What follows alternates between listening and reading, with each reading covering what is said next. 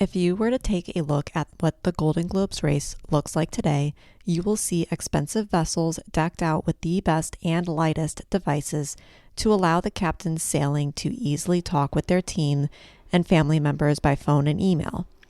Weather maps and updates are no longer spread across a makeshift desk and to be guessed upon, and GPS tracking ensures that not only participants can't get lost, but they also can't send false locations. In addition to this, if trouble arrives and captains need help, a helicopter is hours away. Circulating the world in 100 days or less, the participants race each other no longer to be the first, but to be the fastest, and each and every one of them sails through the most dangerous waters in the world.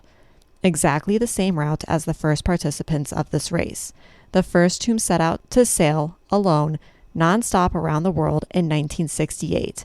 And here they had to meet their best and worst selves, alone, without solace, and without help. And who they were in their core dictated their success. After 10 months, the race would conclude with only one man returning to port. The others would fail in varying degrees of simply giving up, deciding not to go home, and falling into madness and death. Welcome back to Tragedy with a View. I am your host, Kayla. And I'm Sam. Sam is back. An honored co-host. And also known as Samuel, because I just talked with the other Sam, and she did the exclusive episode with me, and I realized that I needed a better way to identify which Sam it was with me. And so she was like, oh, just call me Samantha. And I was like, oh, that's a good idea. That used to be my nickname, Samantha. Was it? It was not a good nickname. It was Green bullying. Eggs and Ham. Green Eggs and Ham? Sam, Green Eggs and Ham. That was another one. Okay. I thought you were implying that Samantha and Green Eggs and Ham were connected, but okay. Speaking, so there is the Golden Globes is a race that happens every year, annually? Yes. And actually the first American woman just this year, it wasn't the same race, but she just completed going around the world in a very similar fashion just like a month or so ago, which I happened to find her on Instagram while I was reading the book. And so it was kind of fun to see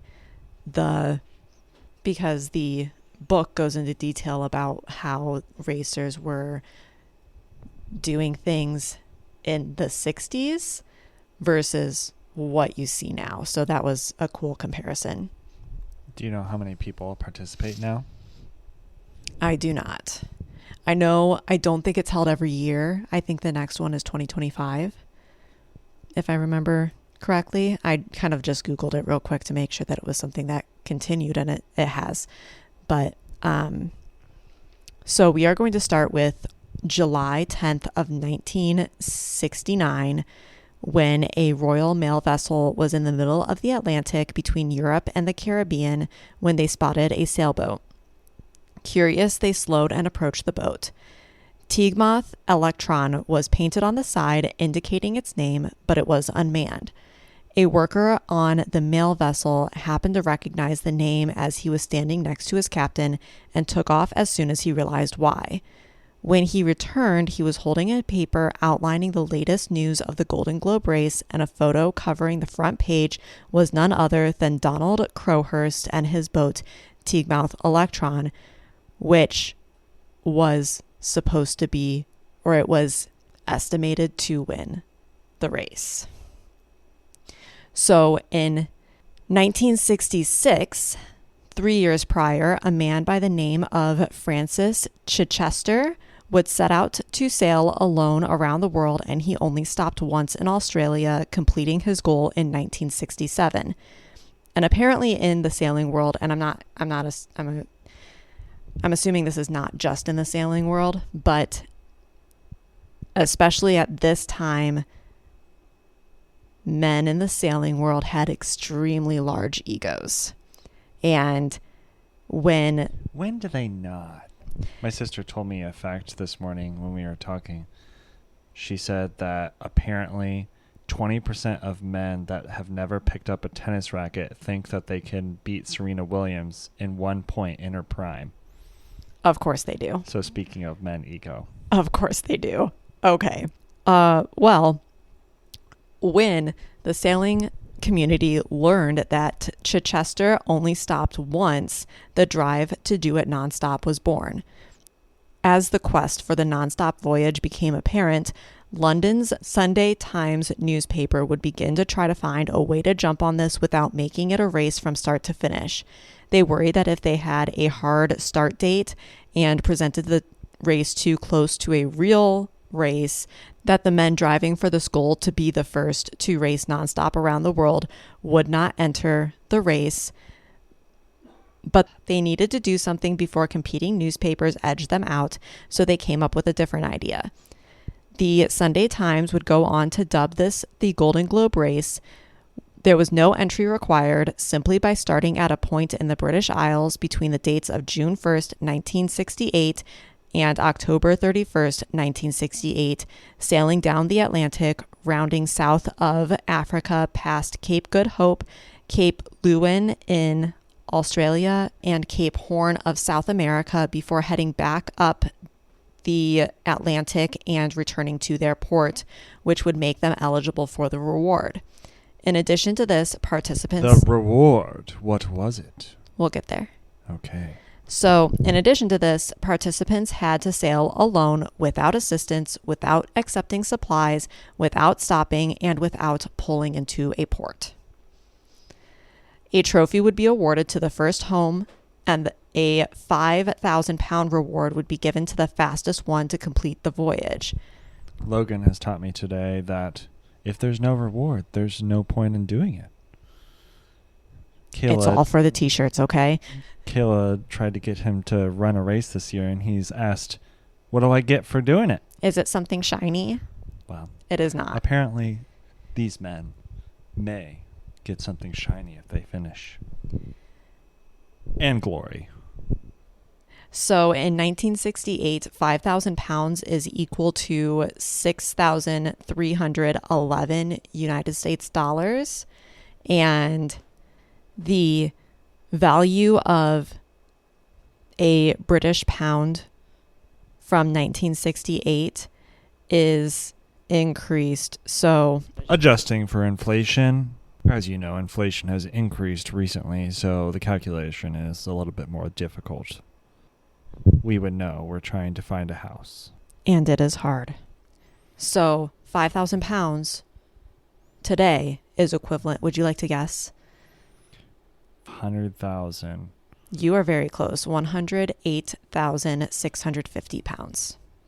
That's quite a pretty penny. That is a to win the Golden Globe. Very pretty penny. And that even doesn't even count the accolades associated with being the first to navigate around the world without stopping. Mm-hmm. On March 17th, 1968, the Sunday Times announced its intent to cover the race, provided the prizes, and outlined the rules. One of the requirements was how captains had to go around the world, and they had to start in the Atlantic in the British and European ports. There are a lot of ships, like almost alleyways between Europe and America, Europe, South America, Africa, and whatnot through the Atlantic, because the large cargo ships essentially had You're talking about like channels? Like the Panama Canal? No. It's not like a landlocked channel. It's just the path that it was like the ships knew that if they stayed on like this direction, they would make it to export. follow the current. So because of this, the first and last part of the voyage would require the men to be awake for days on end because there was no way for them to have some sort of alarm system to let them know if a ship was in the same path that they were on. So they would sit awake and keep an eye for boats coming their way, and they would have to navigate to keep themselves safe. At this time, the radar had just begun to be used by larger and more tech-supported ships. However, small wooden boats like... Sonar? Sorry. What's the difference between radar and sonar? I would think that radar is... That's a good question. Well, radar or sonar, because I'm not sure if they were looking like through this like air or through the water. That's a good point. So either way, small wooden boats like the ones that these men were using did not show up very well on the radar or the sonar, and that's only if they showed up at all. Along with this, when you're on a boat, you are only able to see about 3 miles ahead of you on super clear days, and because of the Earth's curve, anything beyond this, especially small boats, are over the horizon. That's weird that that's 3 miles versus like viewing distance on land supposedly is 10 miles. It's probably because of the water. Water has more give than like changing height, yeah. Land. Well, so as the moon affects the tides, right? So as the moon's going around the earth, the water is actually pulled up towards the moon and it follows it. So as the moon is going like over the ocean, there's a little bit of an oblong shape to it rather than, it just being a distinct curve. That's interesting. I did not know that. Learn something new every day. That's the goal. So because of this, some men would sit up on the deck of their boats and keep an eye out, and others would go down in their cabins and come out every 20 or 30 minutes to have a look around them. They then must drive south out of the Atlantic into the Southern Ocean and go around the 3 capes, Cape of Good Hope of Africa, Cape Lewin of Australia, and Cape Horn of South America. When you pass from the Pacific to the Atlantic and through Drake's Passage, which is a 600-mile pass between South America and Antarctica, it is known to have some of the roughest sailing conditions in the world. 600 miles? It is 600 miles, the span of water. That doesn't seem very big. It is not. It is the smallest land point to point in the world, in the ocean at least. So Bet you there's penguins. In South America? Chile and Antarctica. I feel like there was I seen something where there's penguins in the south tip of South America. There might be. Because I know there's... They it would make sense because it's short travel. Well, I know that there's penguins in South Africa. So it also makes sense that... Probably. So anyways, this Drake's Passage is known as the graveyard of the ocean. Sailors knew prior to the Panama Canal that if they entered Drake's Pass, there was potential that they would never make it out. In Drake's Passage, waves can reach 100 feet high, large hail is common, and immense volumes of sleet, snow, and ice-like fog accompanies the area once you break 40 degrees south. This passage is worse than others in part because it is the narrowest point between land masses with the same amount of water trying to move through it. Every second, the equivalent of 500 Amazon rivers pass through the span of the 600 miles. That's crazy. It's surprising that you hear about like the Bermuda Triangle, but this is probably like the actual realistic dangerous place to be. Mm-hmm. Like no one talks about that. Yeah. According to statistics from 2015, 20,000 sailors have lost their lives in Drake's Passage in over 800 shipwrecks, and this is just in the recordable history, which I believe dates back to the early 1800s. That is a lot. And that's just what's recorded. It's not, incidents where people kind of didn't be honest with how many people were on Call board. it Drake's Locker. Or, I wonder if that's a thing. Probably. So the other capes have similar effects. They're just less violent. In total, 9 would end up declaring their intent to compete in the Golden Globes, and these men included John Ridgway, who was 29 and was a captain in the British Army, Che Blyth, who was 27 and was a former British Army sergeant, and he and John Ridgway had actually been partners in a transatlantic row. Robin Knox Johnson, who was a merchant marine captain for Britain, Bernard Moitessier, who was 45 and was a French sailor and author, Loke Fogerin, who was 42 and the manager of a motorcycle company in Morocco, France. Bill King, at 57, was a farmer but previously was a British Navy submarine commander. Nigel Tetley, who was 45 and a Royal Navy lieutenant. Alex Carozzo, who was 36 and had previously sailed alone across the Pacific. And then finally, there was Donald Crowhurst, who was 36 and an electronic engineer. All right. Making my prediction. I'm going to take the farmer. The farmer? Okay. That's my random guess. Only one person makes it, right? Only one person makes it. All right. That's my guess.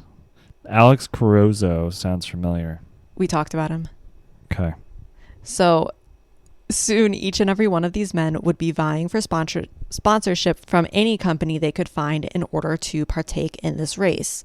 We are going to talk about each of these men individually in their journey. So a lot of the time, obviously, a lot of the time is going to kind of intersect with each other, especially because there was a June start date and October 31st was the last date that you could leave to be entered in this race. And I'll give you a spoiler. Some of these men drop out before that end date option. Definitely not the farmer. The farmer is going to leave. He's going to make it out. So John Ridgway was a captain in the British Army, and his focus was on the parachute regime, and he and Che Blyth had together rowed across the Atlantic in 1966. While he had experience rowing on boats, he had very little sailing experience, and all of his experience had been done with others aboard. John had originally been planning to ease his way into a nonstop trip around the world by himself by entering into an O-Star race in 1968 and then starting his solo circumnavigation the following year in 1969. Hearing about the Golden Globe, he bailed on this original idea and jumped in headfirst to the Golden Globe race. At 11:38 a.m. on June 1st, 1968, John sailed from the Aran Islands just off the coast of Northwest Ireland and officially became the first sailor to leave. He quickly ran into problems when both a camera boat carrying the BBC newscasters along with the INT boat, which had his wife on board, came up alongside him, and both of these boats collided with him. Jeez. For clarity, it was one after the other, but after the second, the rubber rail near the rigging had some cosmetic damage to it. And while the damage was only in appearance, John still felt rather unhinged by this experience so quickly after leaving the docks. The rub rail is meant to absorb impact when the hull of the boat or ship is in a collision, so it is an important piece of equipment in the shipping alleys. But a couple of weeks later, on June 16th, everything seemed to be going all right.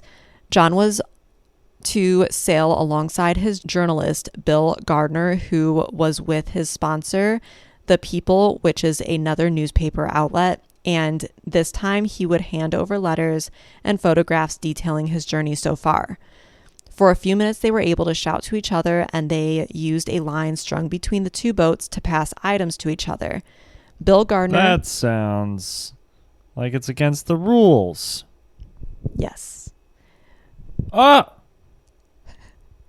For everyone who does not know Sam personally, this guy is going to get disqualified. He follows the rules. So the rules give us freedom to explore the boundaries. Regardless, Bill Gardner sent him letters, newspapers, some bread, cheese, sardines. What? Get this guy out of here. And beer. And they agreed that 3.5 months. If this guy isn't disqualified, I'm done. 3.5 months later, so in October, they would meet off the shores of Bluff, New Zealand. In these few short minutes, John felt so connected to a person that when he was again alone on his boat, the overwhelming feeling of loneliness came over him, and he started to realize that maybe he didn't have the mental capacity to do this all by himself. For what would it take? Approximately a year. When John was 600 miles east of Brazil, he noticed the deck of his boat was starting to bulge around the plate that connected to the deck that held the lines to support the mast. So he's not made it around Africa yet. No, he's still in the Atlantic at this point. They sailed much slower. Well, I didn't know if we were moving faster than I thought. Nope, he's still in the Atlantic. So this plate that was connected to the deck that held the lines to support the mast is secured to the deck by screws that go all the way through to the underside of the deck. To try to reinforce this, he added plywood to the underside and re-screwed the plate down. The following morning, though, he saw that the reinforcement was now bowing under the pressure of the plate and mast. After determining there was nothing he could do to fix this, and it was simply a problem of having a boat not meant for the ocean, he pulled into a port in Recife, Brazil on July 21st and officially withdrew from the race. Okay, so July 21st, we lasted a month and a half. Yeah. Got it. Yeah, well, he would have been disqualified anyway, the cheater. Oh, just wait. As mentioned above, Che had rowed with John Ridgway across the Atlantic, and while John had a decent amount of experience inside of a boat and on the water, Che did not. In fact, his only real experience was that single row with John. Well, speaking of the row, interesting thing. You know what we should do? We should join the Rogue Challenge. Have you seen that? Rogue? So Rogue Fitness. Yes. They do a rowing challenge where it's like you row with a team of 4 people the same distance as like rowing across the ocean over 24 hours. I don't know which ocean, Pacific or Atlantic, but it's like a 24-hour challenge they do every year.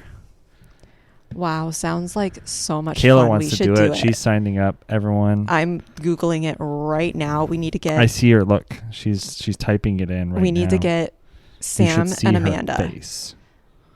Tim and Amanda. No, Ben. Ben. Oh, Ben. Ben's good at rowing. Let's get Ben. Okay. But yeah. Nonetheless...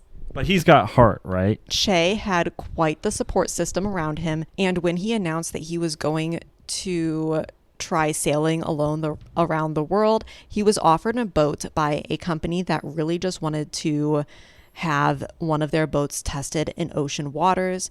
And when he revealed his lack of experience, rather than people trying to talk some sense into him and suggesting that maybe he wait for another time, everyone rallied and tried to teach him as much as they possibly could to prepare him for what the Southern Ocean was like. On June 8th... What a great support system he has. Right? On June 8th, Che set sail, officially launching for the Golden Globe, and after being on the water for 6 miles completely on his own, he found that he had no idea where he was. Because he didn't have a solid understanding of navigation, he knew generally where he was, but he had no idea how to read the map or how to place himself on the map. On the plus side, he had a calm first 3 weeks on the water, but on July 1st, he had his first taste of bad weather, and he found that the boat was completely unmanageable. In addition to this, he was starting to realize how poor of a boat he had while receiving he had received for this ocean voyage. And while he was still unsure about where he was, he also could not get his radio to work, which added to his anxiety. In addition to this, he soon realized that his gas storage had been contaminated from the salt water, and this gas was used to power his radio, navigation, and lights. He then saw an anchored ship and set off a distress flare, and quickly a small boat was launched from the larger ship and met Che in the ocean.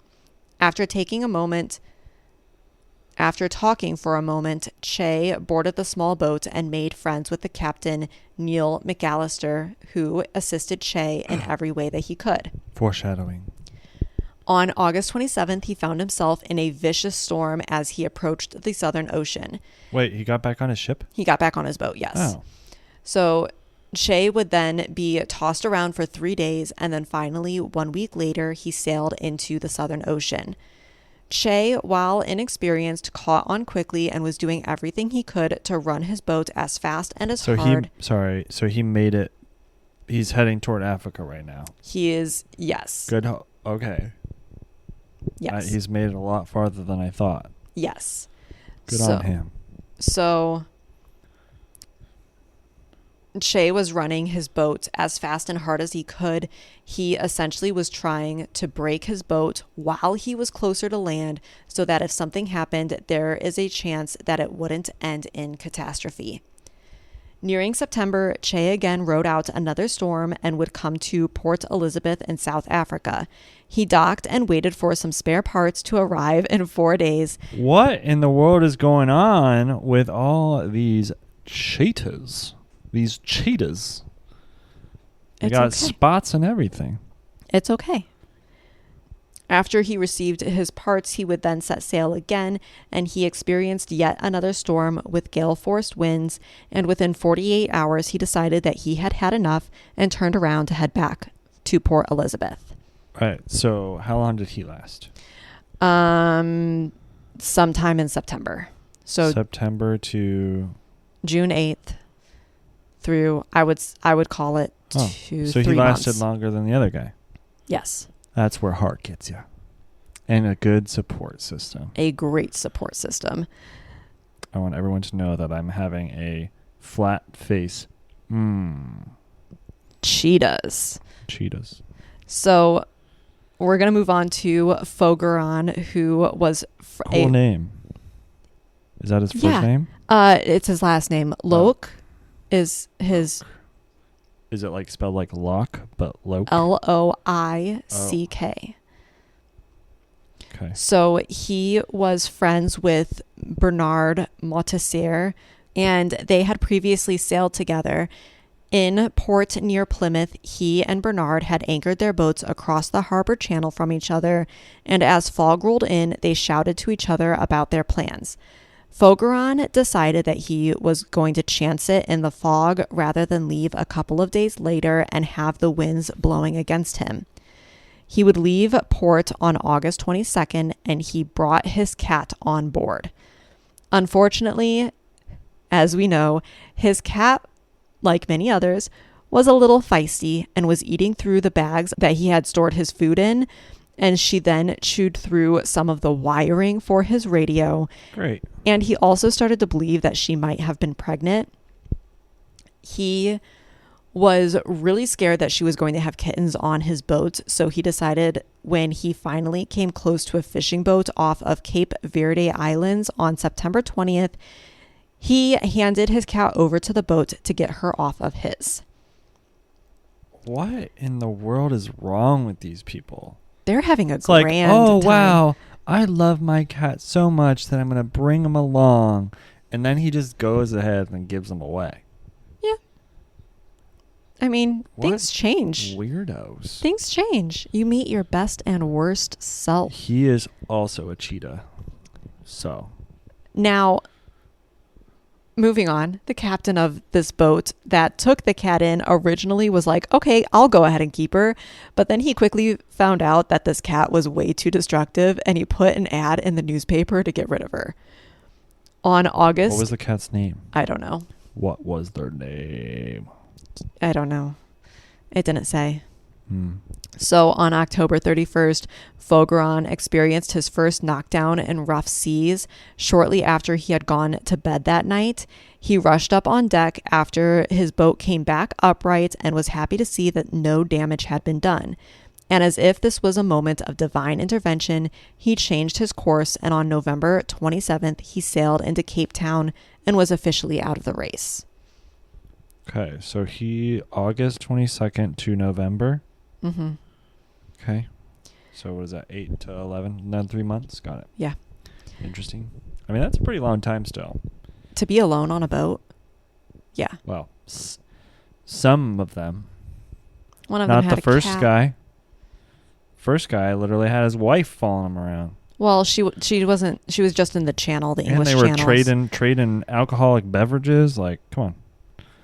But still, he was alone most of the time. That's a pretty long time. So Bill King, who joined the Royal Navy when he was only 14 years old, had gained a significant amount of experience in the process. He served through the entire World War II and was the first man to fly off of a deck of a ship in an airplane in the Royal Navy. Nice. That's super cool. He would later go on to be a submarine commander, and he had experience racing yachts with friends on his own boat called the Galway Blazer. He had raced across the Atlantic as well as through the West Indies. When Bill heard about Chichester's voyage and that he only stopped in Australia, he realized that he could probably sail alone around the world without stopping, much like the others. As soon as the idea came into his mind, he couldn't get rid of it.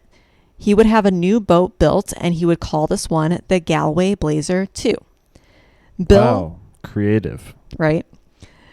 Bill left from the same port as Fogeron, but 2 days later on August 24th, and he had mostly calm weather until the end of October. For 2 days, he battled through the most violent weather he had ever sailed through when it finally eased on October 31st. He felt grateful to have made it. Halloween. As he went out on deck to make sure there wasn't any severe damage, a wave hit the side of his boat, lifted her into the air before lowering her sail first into the water. His boat was completely upside down. Bill, already trying to work through what to do, was shocked when another wave again lifted his boat and set her back right side up. Back below deck, Bill closed the hatch and started pumping water out of his boat, knowing his race was done and that his boat would not survive the Southern Ocean. On November 21st, he sailed into port and out of the race. Another 3 months, okay. Alex Carozzo was a merchant navigator and mainly taught himself how to sail and traverse open waters. He was the first Italian to sail from Tokyo to San Francisco, crossing the Pacific Ocean. Essentially preparing for this race completely on his own, Alex was using every second of his time to make sure his boat was in working order and he had everything he needed to make the 1-year voyage on the waters. Do you know? So there seems to be a lot of these people that are doing like cross-Atlantic or cross-Pacific in this guy's sense. Sorry. Cross-Pacific in this sense.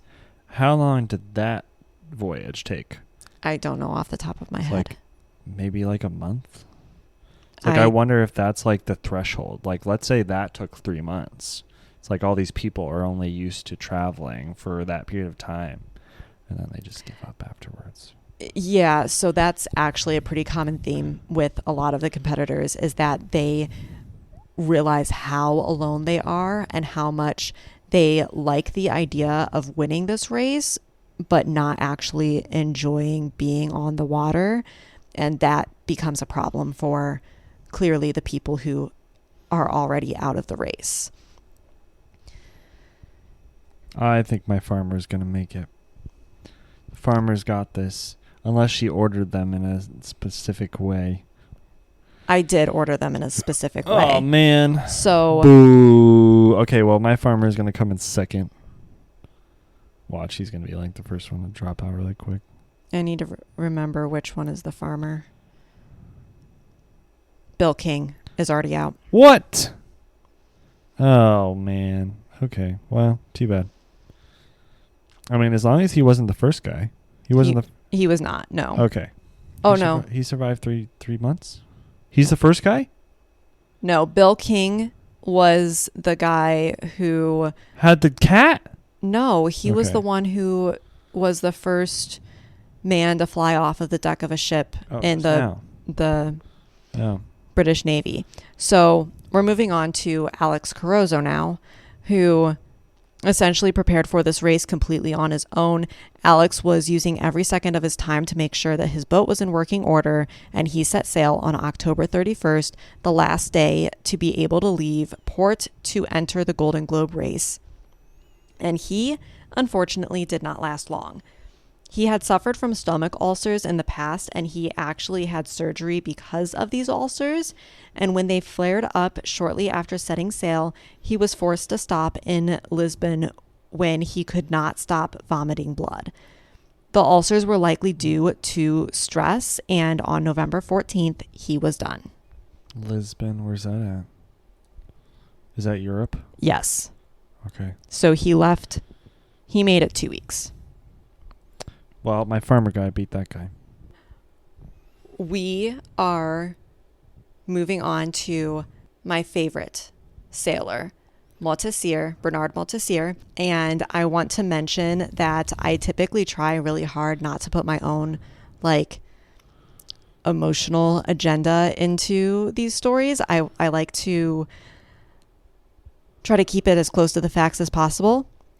But I put in 2 notes in his particular part, and you're probably... Guys, I think I'm going to learn something tonight. No, you're going to be like, this is so typically Kayla. Well, then something is going to be reinforced in my belief system.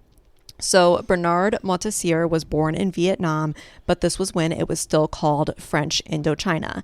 He served in World War II in a gunboat with the French fighting against Indochina, and then when his home became overcome with war, he bought a boat and sailed away.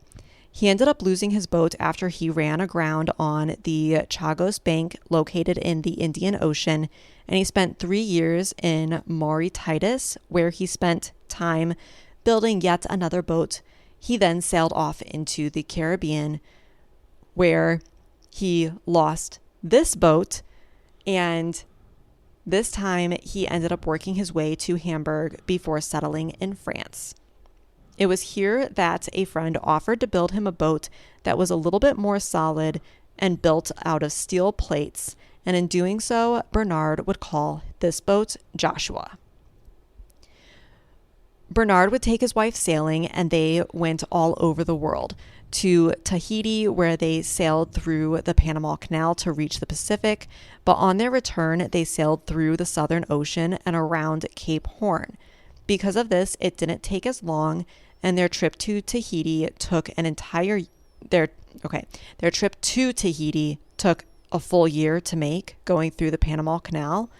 Their trip coming back, because where Tahiti is located, they went through the Southern Ocean, and it only took them 4 months. It also helped that they didn't stop to visit any other locations on the way. And though their trip was through the Southern Ocean was a rough one with typical storms, the wind-powered steering gear that Bernard was using was also useless, so he ended up steering by hand. This storm lasted an entire week, but this voyage would also become the longest nonstop voyage at that time, taking them from Tahiti to Spain, which is 14,216 miles or 22,878 kilometers.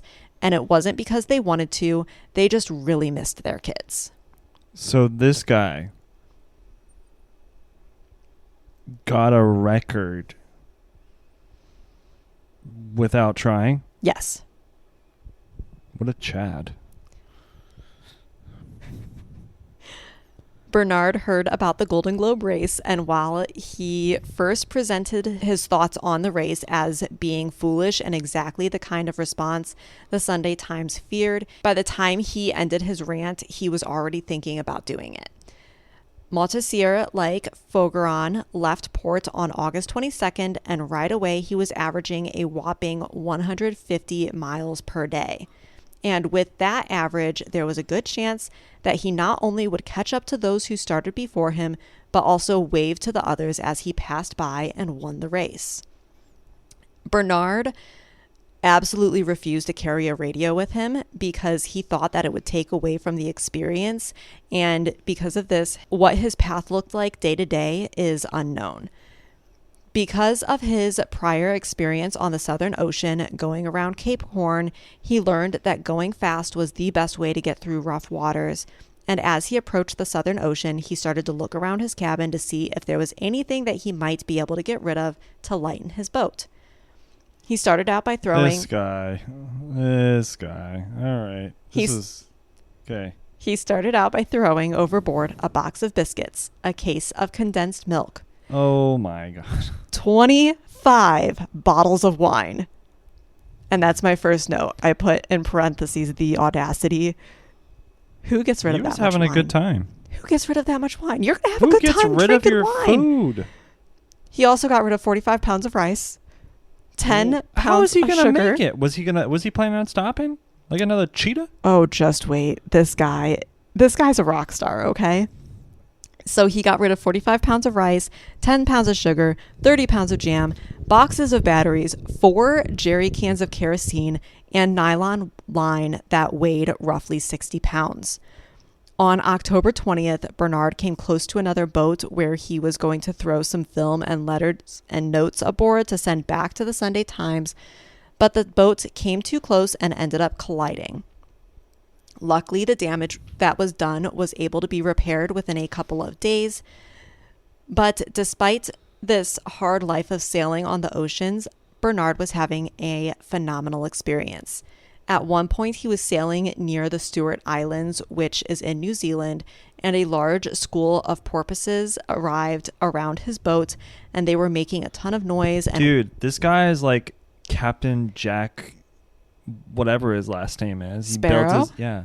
Mm-hmm. I'm saying whatever his name was. This guy's building his own boats, drinking wine, having a bunch of porpoises. Yeah.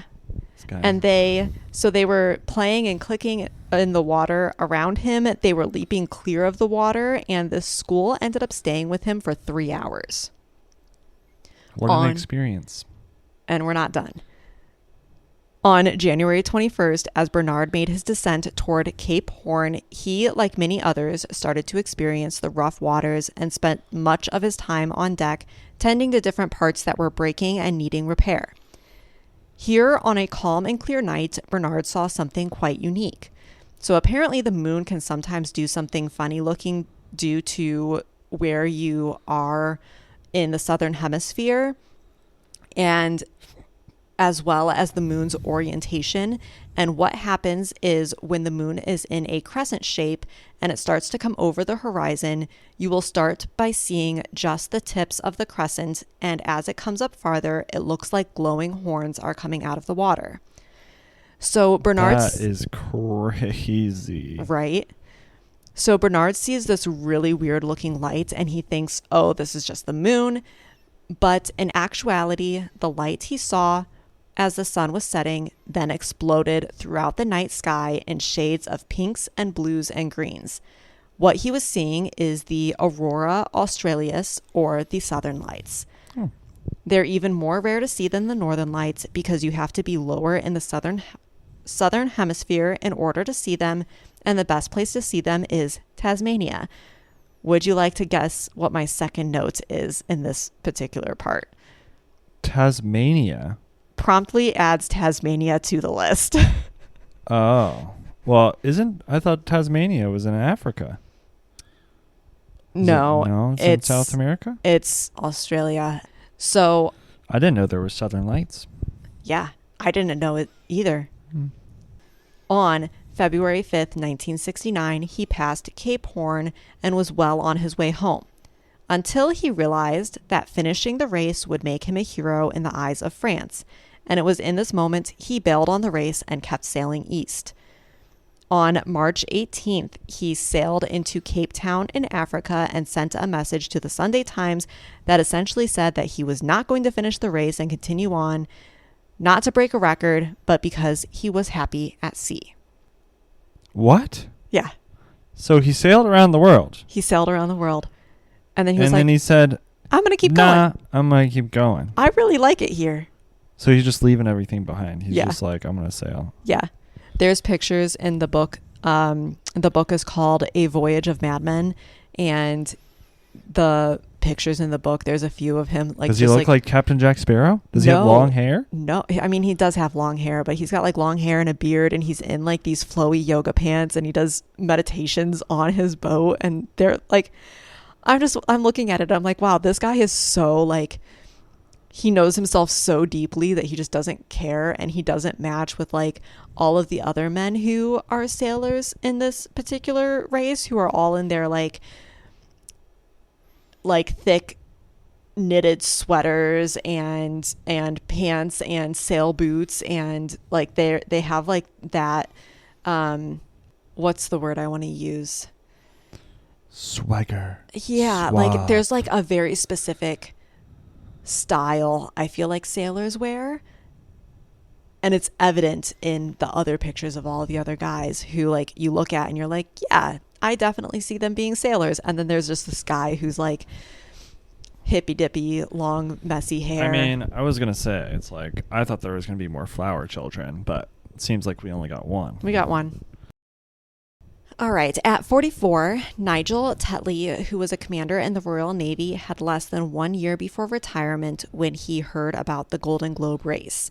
At one point in his life, he had considered sailing around the world, but when he met his wife, that idea quickly became a well-envisioned idea rather than something he would ever plan for. But then one morning, when he read about the Golden Globe and saw the newspaper outlining the rules, he suddenly felt the pull again to accomplish this dream. He was sitting with his wife at the time, and he cautiously slid the paper over to her and then asked, "May I go?" His wife, Eve, read the article and then looked at her husband for what he says felt like forever, and she just stared at him before responding, "I will not try to stop you." He then went out trying to figure out a way to convince the Royal Navy to release him 5 months earlier than his retirement date, so that way he could set sail in September. He already had a boat, and while it was in need of repairs, he had some time before his September launch date would arrive. His boat was a multi-hull, which means that instead of one single section of boat, there's essentially 2 sailboats that are connected in the center by a cabin. What the? Yeah. Is it like a pontoon boat sort of thing? No. Is the cabin sideways and the boats are facing forward? Or are they like parallel with each other? Or yes. Are they... So Nigel set sail on September 16th, and he had twin sails attached to the main mast of his boat.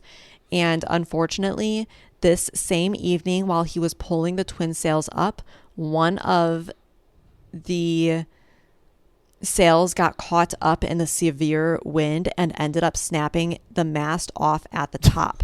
It took him a couple of days, but he was able to repair it. And at some point, he checked below the floorboards of his cabin and found it full of water. We're starting off great. He had inadvertently been sailing with about 800 extra pounds of water. He was able to pump the water out and mostly repair the leak, but he decided that he was going to keep checking that area from now on. On December 23rd, Nigel entered into the Southern Ocean, and while he was an experienced sailor with what to expect here, he stayed prepared and went to bed fully dressed in his rain gear and sea boots, so that way if something happened, he would be able to get up and get to work right away. Smart man. About a month later, he was just west of Australia and was fighting through a fierce storm when his boat was tossed on its side, and the force of the boat hitting the water smashed all of the windows on one side of his cabin.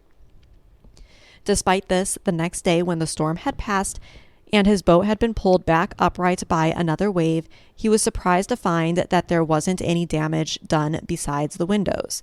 So there's been multiple like capsizings. Yes. So are these people just like rolling around in their boat while this happens? Like, is that what's happening? Some of them, yes. Okay. So just like casually saying, "Oh, my boat capsized," and then it came back. All right, time to keep going. I feel like I would be like, "Okay, well, that was fun." I mean, what else are you supposed to do? I don't know. Good on them. Brave men. So he had multiple similar events, and on March 4th, he experienced the worst yet. The plywood that he had placed over the windows broke under the pressure and again flooded his cabin. This time, though, once back upright, Nigel had to bail water out by hand, reapply the plywood over his windows, and when he finally made it to daylight, he could see the damage done to the exterior and found some pretty serious problems. For one, the hull frame on the starboard side or the left side was broken. Next, he found the top of the cabin had been separated from the rest of the boat. And finally, the main hull had been splintering and was twisted. In this condition, he continued to sail on towards land, but he knew that he was out of the race. He somehow managed to sail past Cape Horn 2 weeks later. He then kept going, and on April 22nd, 7 weeks after his boat was badly damaged, he more or less crossed the same point as when he was in the very beginning of the race, meaning that he successfully sailed all the way around the world and was the first to do so in a multi-hull. Dang. Because he was sailing with some ease despite the damage done to his boat, he basically decided to sail on as far as he could. But at the end of May, Nigel encountered yet another storm, and this time, when he woke in the middle of the night due to a scraping sound, he knew it was bad. The port bow, or the right side of his boat, had broken off, and in doing so, smashed a hole into the main hull, and his boat was sinking. Oh, good. He made a mayday call, grabbed some important items, and then got into his life raft. He sat in the life raft and watched as the violent water pulled his boat under, and it took nearly 18 hours, but he was finally picked up by a British petroleum ship. Where was he at when this happened? Ship. He was in the Atlantic. I'm not entirely sure. Well, it must have been pretty north, right? Like he finished, right? Dang, I didn't think that guy was going to make it. Yeah, that guy was struggling. Yeah, we got 2 more left. All right. That's fine. I'm just impressed. Robin Knox Johnson, who was 17 when he wanted to join the Royal Navy. He ended up failing the exams required to be admitted, so he became an apprentice for the British India Steam Navigation Company and became a merchant captain instead. His time here allowed him to learn how to navigate with a sextant and would travel all over from East Africa to India to the Persian Gulf and then back to London. While stationed in Bombay, he and a few friends decided to have a yacht built, and they would call her Swahili. Robin decided to buy out his friends and took full ownership of the boat and would then sail her from India to Cape Town, South Africa, with his brother and another officer on board. From Cape Town, he then sailed to England. Robin started contemplating the potential for a solo trip around the world without stopping when he and his father had been eating breakfast and reading the paper together one morning. His father commented about Chichester's trip around the world and another man who had recently won the O-Star race and commented, "I wonder if he's going to try to beat Chichester's time or perhaps even go around nonstop. That's all there's left to do, isn't it?" It took 1 month, and Robin was committing himself to the trip of a solo voyage around the world without stopping. I mean, this guy seems sort of prepared.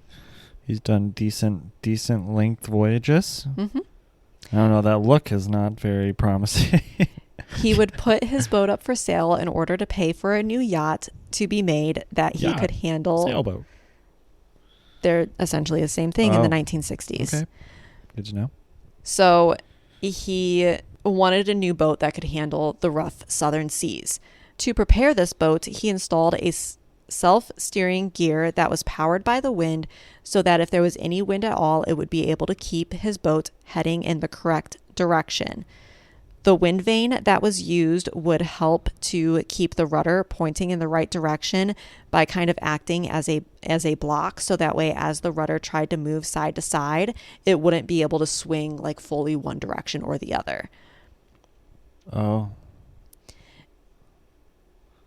On June 14th, Robin would set sail from Falmouth, Cornwall, which is the most western harbor in southern England, and he was the third participant to leave for the Golden Globe. Unlike the others who struggled with being alone, Robin found ways to entertain himself, and one of those ways was to jump overboard and swim next to his boat if the day and the water was warm enough. Okay. Wow, we're starting off smart. This is so smart. This sounds like the greatest idea you could ever have. Even though everything was running smooth to the outside world, the villages were continuing to fill with water, and Robin was having to pump them dry twice a day. He knew that it was coming from the same leak that he had experienced on a prior voyage, but this time it was worse. In response to this, Robin would put on a mask and snorkel, jump overboard so that way he could inspect the hull under the water. Once there, he immediately noticed that there was a gap in the seams between the planks, and that as his boat rolled back and forth in the waves, he could see how they were opening and closing with every little movement.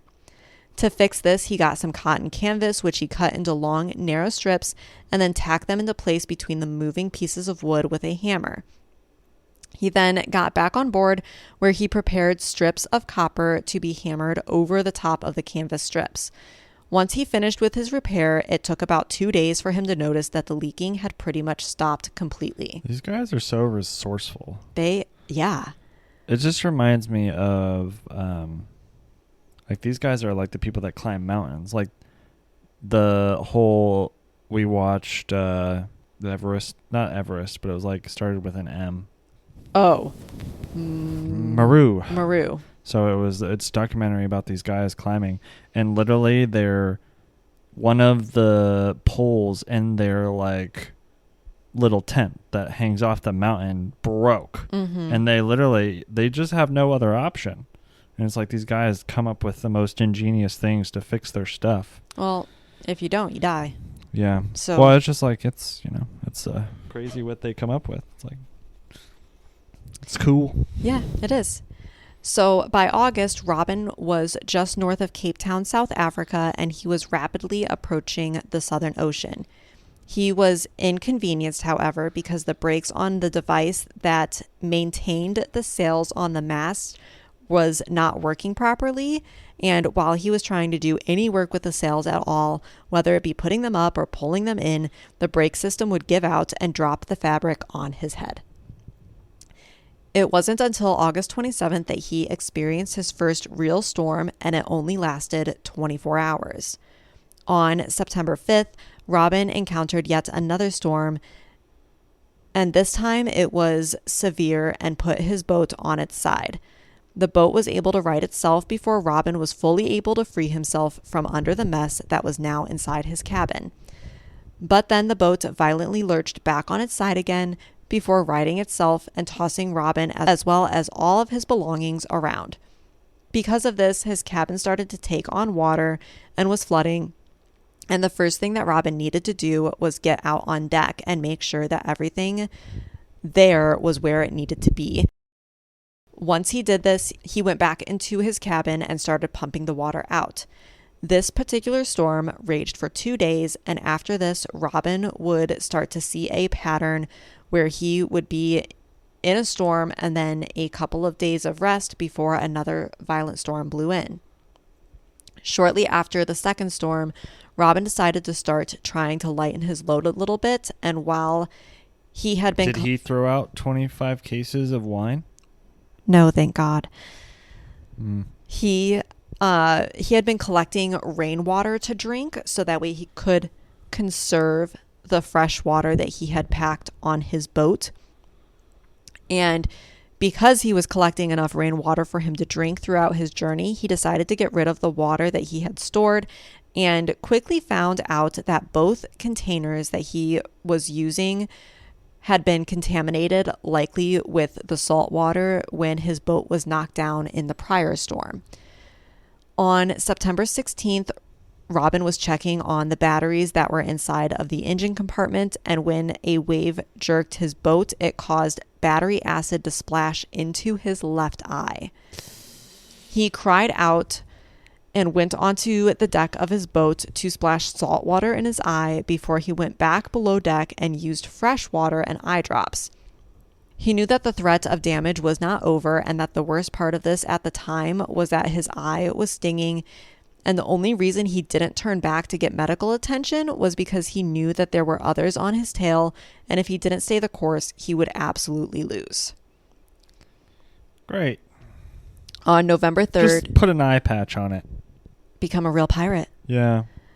On November 3rd, he was about 300 miles from Australia when a shaft to his self-steering gear broke off, and there was no way for him to repair it, so he was left to continue on without having that contraption to rely on. On November 18th, he felt his boat collide with something soft, and then he stopped moving. He had hit a sand buff and was now stuck. He was close enough to the shore of New Zealand that people came to offer their help, but he insisted that help not be given. Good for him. Because that would disqualify him from the race. Okay, respect on this guy.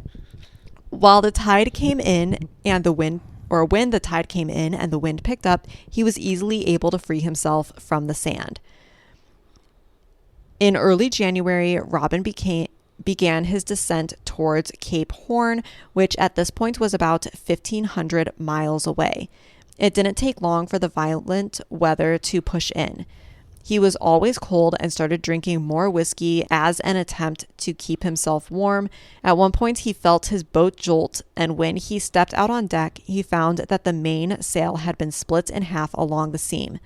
He knew it would take him a considerable amount of time to repair this, but he had an older one that he decided to put up instead and made himself some oatmeal for breakfast. Unfortunately, while he was preparing the hot oatmeal, the boat jolted again, and this time the hot oatmeal went all over his hand, giving him severe burns.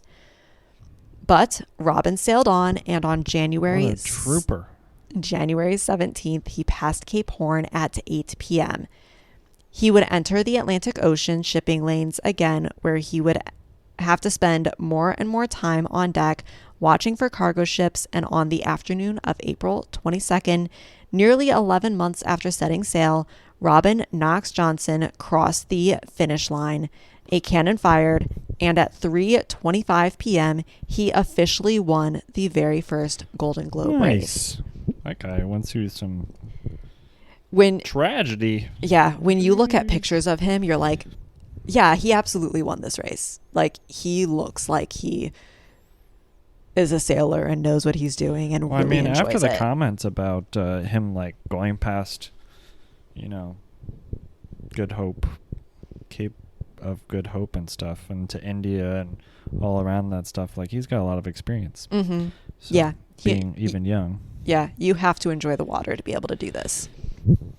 So we are going to now move on to the abandoned boat that we started with. Dun, dun, dun. At 36 years old, Donald hadn't really had a solid career path in his life. He had been kicked out of both the Royal Air Force as well as the Royal Army. He then worked for an electronics firm, but after he was confronted over an issue that he caused, he quit. He then found work as a design engineer, and while he and his wife lived paycheck to paycheck, he still bought himself a 20-foot boat and started sailing.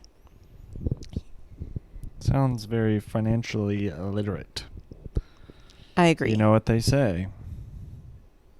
The boat's cheapest when you buy it. A lot of things are cheapest when you buy it, but boats especially. Yeah.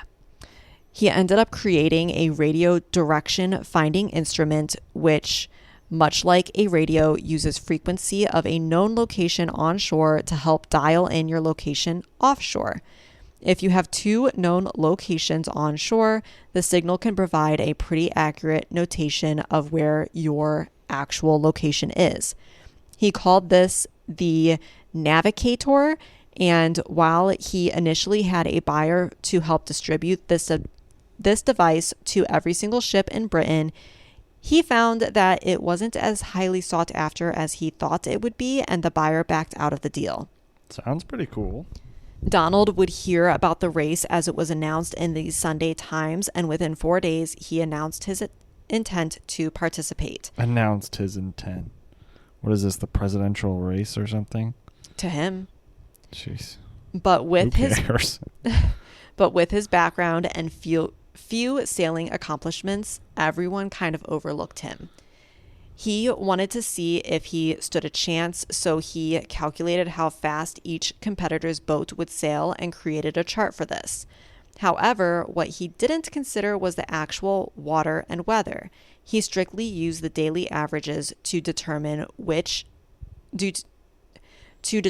when each participant would arrive back to port. He determined that he would be the fastest based on the likely max speed of the boats, and that gave him the courage to go all in. He made sure that his boat was rigged with a contraption to prevent his boat from capsizing, which is only a problem if the boat doesn't right itself before the sails go underwater. This contraption involved electrons attached to the side of the boat that, when they got wet, would trigger a mechanism connected to a carbon dioxide cylinder inside of the mast to go off, therefore inflating a buoyancy bag located at the top of the mast. This would prevent it from going completely under the water, and then he could go into the cabin and begin pumping water into the hull of his boat, and this would cause it to become so heavy that it would flip the boat back upright, where he could then pump the water out of the hull, which, as we've already discussed in the last 8 people, isn't that big of a problem. See, it sounds good in theory. It sounds great in theory, but This guy sounds very scientific. he's an engineer. Yeah. So while progress was being made on Crowhurst's boat, everyone else was launching, and his boat was still barely progressing with being built. Still, he named her Teagemouth Electron and couldn't wait to set sail. Changes were regularly having to be made because of Crowhurst's design, and because of this, things continued to get more expensive, and it was really causing quite a bit of financial strain on not only Crowhurst's family, but it was beginning to get to the point where if he didn't win, they would be financially ruined. He didn't even have any money to begin with.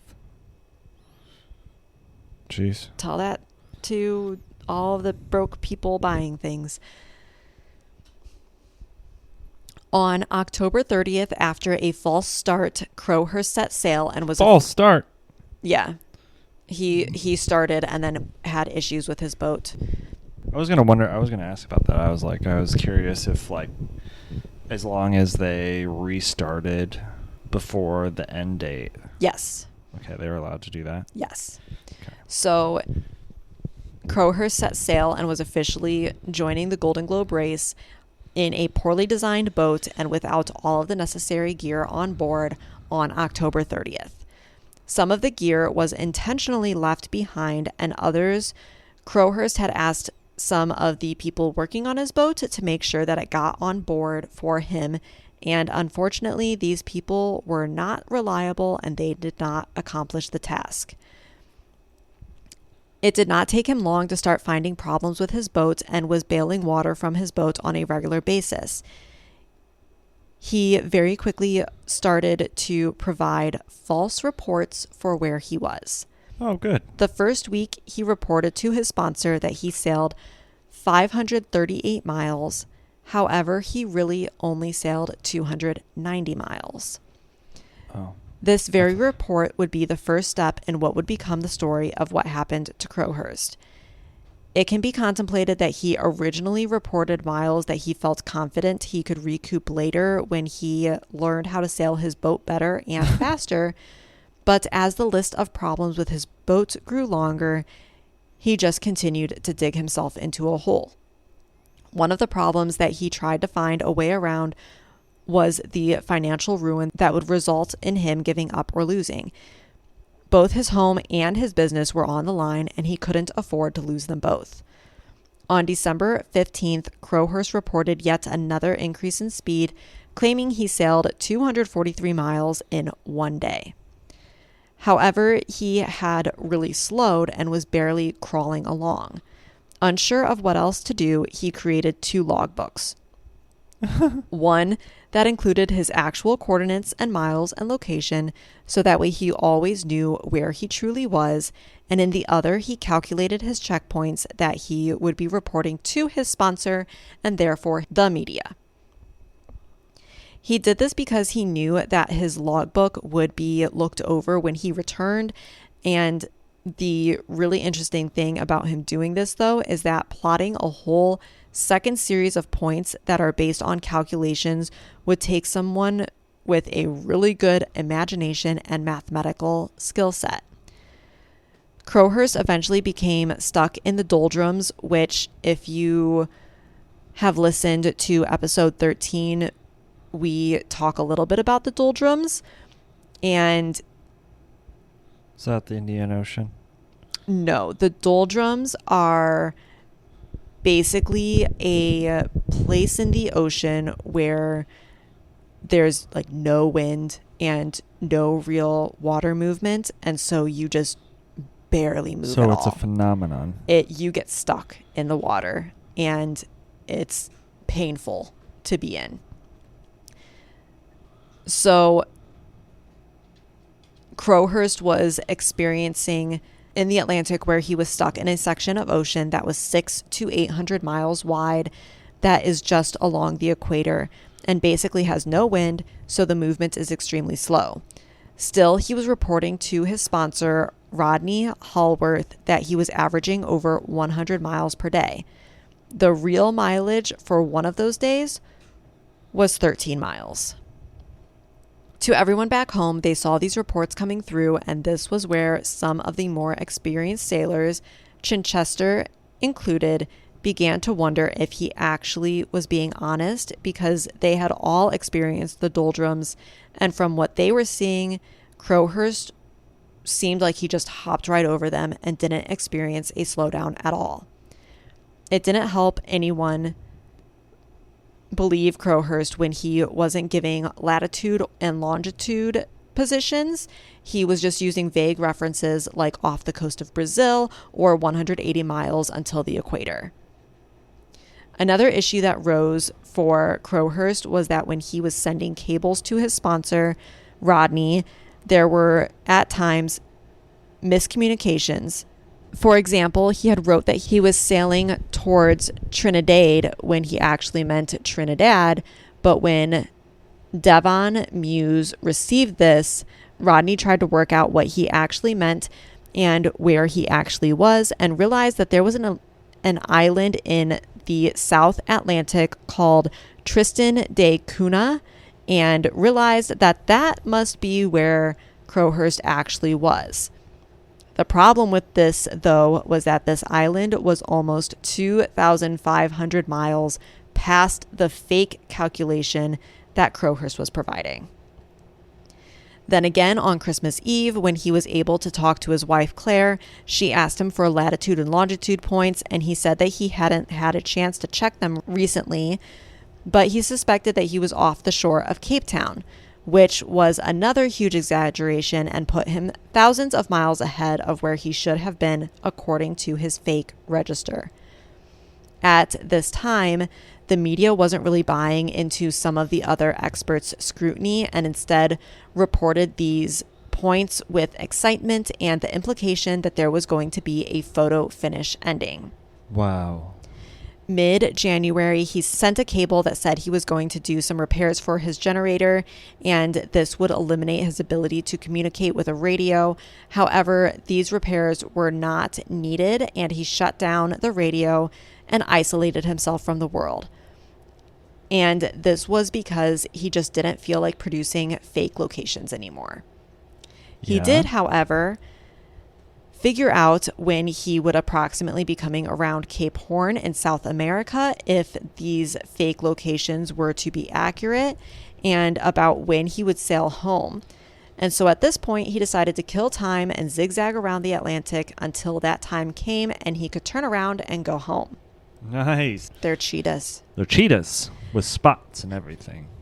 And dull claws. Mm-hmm. And only weigh 60 to 80 pounds. And can easily be killed by a human. Conversation. That's the next story. Conversation from another time that apparently I lost. But anyways, during this time, his hull split and was leaking water. And unfortunately, the faster he pushed his boat, the more water was forced through the crack and into his boat. He then ended up running aground off of the Argentine coast. And at this point, he needed to make some repairs. Luckily, the town he was closest to and who towed his boat in and helped him make repairs was very small and mostly off of the grid. They didn't have a phone and they weren't familiar with the Golden Globe race and simply helped him to help him. It was once he was back on the water he began to spiral. In an unhinged flurry, he began to write, first about philosophy, then Einstein, moral burdens and mathematics, rules and obligations. He wrote about human history and cavemen and society at the time. In the span of 8 days, he wrote 25,000 words. Nice. He completely lost track of time and then began writing to try to figure that out. And then, as the very last pages of his logbooks dwindled down, he ended with, "It is time for your move to begin. I have not need to prolong the game. It has been a good game that must be ended with thee. I will play this game when I choose to resign the game. 11, 20, 40. There is no reason for harmful." What happens next is unknown. It has been assumed that Crowhurst took his own life, yet we will never know and we can never for certain understand how he did that. The next event to take place was finding his abandoned boat on July 10th. A search followed, but due to the logbook entry having been from 2 weeks prior, the search was called off the following day. Funds were provided to his wife and young children, and after finding and confirming that Donald Crowhurst had been faking his location the whole time, the Sunday Times still announced the funds would be provided to the family, and they continued to offer their support. What? Mm-hmm. He won?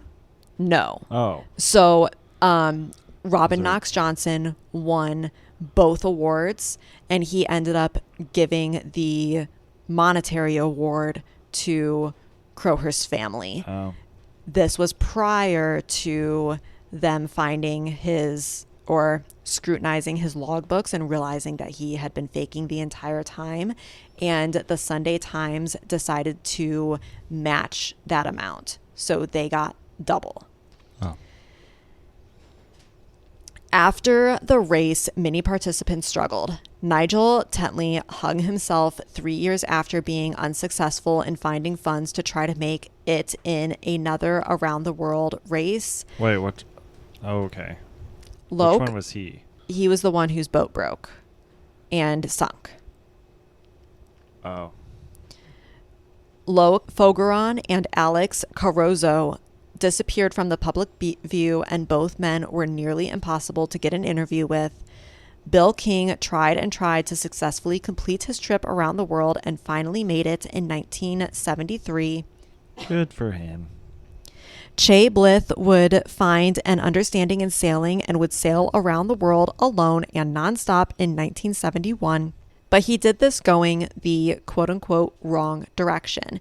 So he went opposite of the requirements for the Golden Globe race. In June of 1969, Montessier finally made landfall, but then continued to sail all over the world until he passed away in 1994 because of cancer. Robin Knox Johnson was, of course, celebrated and settled into life as being noble salesman, and in 1995, he was knighted by the Queen. This is the guy that won. This is the guy that won. See, look, he didn't need the money. He literally became a knight. Yeah. What a guy. Yeah. I did not expect that. I thought you were. I was waiting for the guy that was going to disappear. I was like, all right, is this the guy? A lot of things are bad things are happening to this guy. He's going down. Yeah, so that's the story of the very first Golden Globe race in 1968, 1969. And in case you're interested, we're about to look up when's the next Golden Globe okay, we will confirm. so that you guys can go and check it out. Makes me wonder what the current record of traveling around the world is in a sailboat. Oh, Golden Globe race 2026. Oh, that's kind of far. Well, see, that gives everyone a chance to, learn about sailing and give it a try yourself. I mean, after hearing these stories, I think I could do it. Oh, the 2026 Golden Globe race. 21 sailors, 30,000 miles, nonstop, alone, no outside assistance. Like the original Sunday Times event, the 2026 Golden Globe race is very simple. Depart from Les Sables d'Olonne, France on September 6, 2026 and sail solo nonstop around the world via the 5 Great Capes and return to Les Sables d'Olonne. And I'm probably butchering that name. Is there a reward? Entrants are limited to sailing similar yachts and equipment that was available to Sir Robin in that first race. That means sailing without modern technology or the benefit of satellite-based navigation aids. Competitors must sail in production boats between 32 and 36 feet, designed prior to 1988, that have full-length keel with rudder attached to their trailing edge. But what's the reward? That's what we need to know. I mean, I think it's cool that they maintain the integrity of the competition and not allow them to use completely modern technology. I do not see what... See, they've learned a lesson. It's not about the destination. It's about the journey and the friends you make along the way. The problem is that those friends are porpoises, not humans. And the Southern Lights. Yeah. All right, well, we're going to wrap this one up. It won't be Kayla, that long. Thank you for having me. I enjoyed this story. Thank you for joining me. I figured I'd give you one that was a little bit less sad. Yes. We just got to talk about cheetahs. Cheetahs. And if you would like to know the cheetah facts conversation had to Maybe do that can be a special with the fact that Sam and his brothers insisted that they would be able to kill a cheetah with their bare hands. The question was, do you think that you could kill a cheetah? And a cheetah is not a full-sized cat, big cat. So it weighs 60 to 80 pounds. And it does not have sharp claws. It has dull claws because they cannot retract their claws. Okay, I have a question. Yes. That pit bull that attacked the guy outside of the gym, Yes. how much do you think it weighed? Oh, 40 pounds. Do you think it could have killed that guy? Oh, yeah. But we're not saying kill the cheetah every single time. But do I think I have a chance? Yes. Okay. Would I kill the cheetah 10 or 20% of the time? Yes. Okay. Would I die 80% of the time? Very likely. Okay. This is a different conversation than what we had previously, but maybe... I don't think... Okay, if...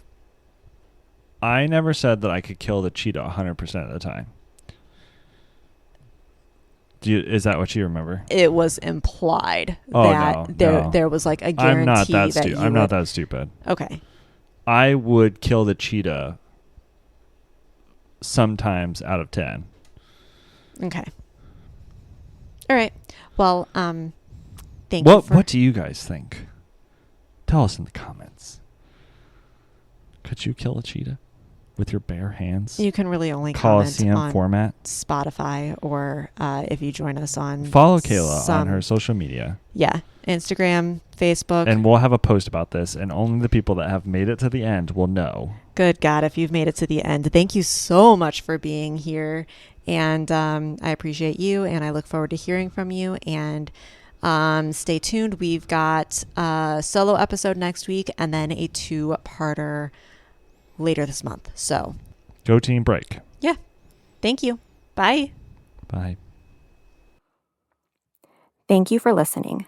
Please take a moment to rate and subscribe from wherever you listen to Tragedy with a View. To get access to ad-free episodes, bonus content, and more, please join us on our Patreon. The link will be in the show notes. Don't forget to follow us on Instagram and Facebook. And to share a story of your own, send us a Campfire Confessional email at tragedywithaview@gmail.com. We'll see you next time.